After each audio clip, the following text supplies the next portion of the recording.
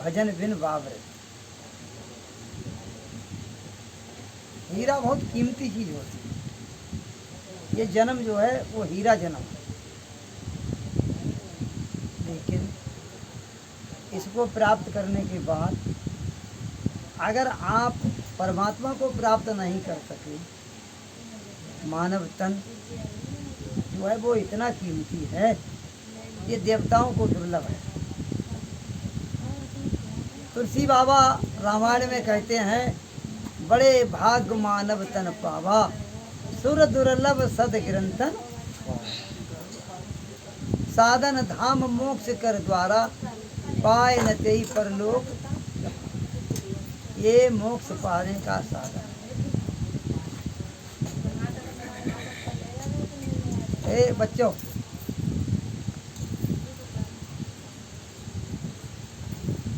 ये साधन है कहाँ? परमात्मा से मिलने का। मानव जो है परमात्मा से मिल सकता है, मिल नहीं सकता है, मिला हुआ है, लेकिन कितनी देर है? देर इतनी है कि सतगुरु मिलने की देर है। वो मिला हुआ है, पाया हुआ है तो पाना कहाँ है, और जाना हुआ है तो जाना कहाँ है। सिर्फ क्या है कि जब तक गुरु नहीं मिलता है तब तक अंधेरा है। अगर सतगुरु मिल जाता है तो वो आपको समझा देता है, रास्ता बता देता है, समझा देता है, रास्ता बता नहीं देता, उससे मिला देता है, जोड़ देता है। दीपक से दीपक बुझा हुआ है उसे जला देता है। तो वो गुरु का अर्थ होता है, गु माने अंधेरा और रूह माने प्रकाश। गु माने अंधेरा और रूह माने प्रकाश। रूह माने आत्मा भी है, फारसी भाषा में रूह आत्मा के लिए भी है।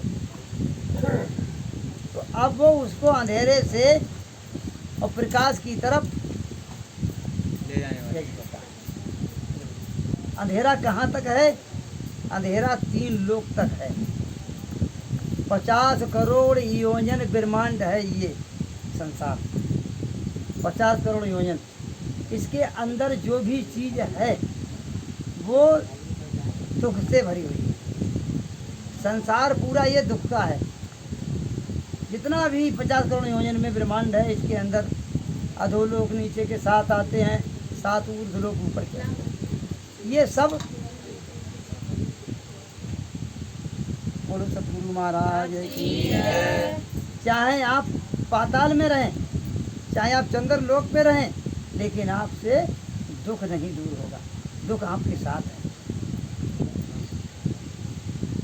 निर्धन कहे धनवान सुखी, निर्धन कहे धनवान सुखी, अरे धनवान कहे सुख राजा को भारो, राजा कहे सुखी चक्रवर्ती, चक्रवर्ती कहे सुख इंद्र को भारो, इंद्र कहे सुखी ब्रह्मा, ब्रह्मा कहे सुख विष्णु को भारो, विष्णु कहे सुखी निरंजन, निरंजन कहे सुखी सृजनहारो, और दास मुकुंद विचार कहे प्रभु की भगत बिन सबको मुहकारो।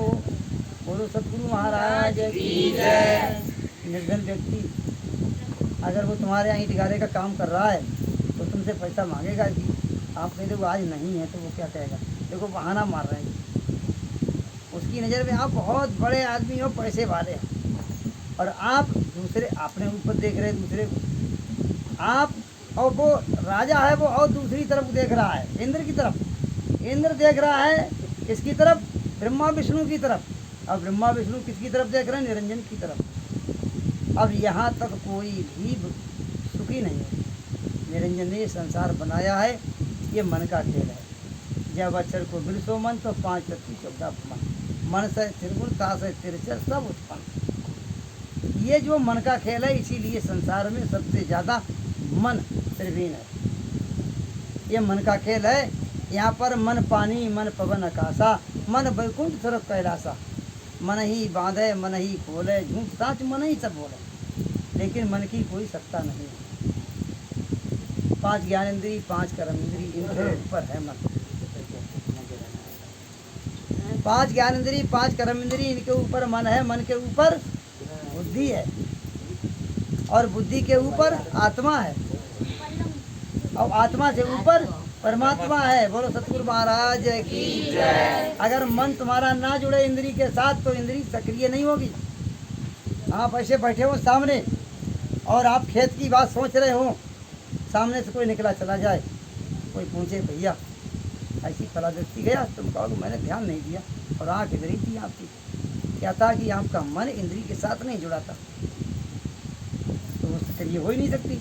और अगर मन इंद्री के साथ जुड़ जाता है तो वो इंद्री सक्रिय हो जाती है। तो इसी तरह से मन जो होता मन है वो इंद्रियों के ऊपर मालिक, इंद्री हैं उनके ऊपर। अब इसके मन के ऊपर कौन है? बुद्धि।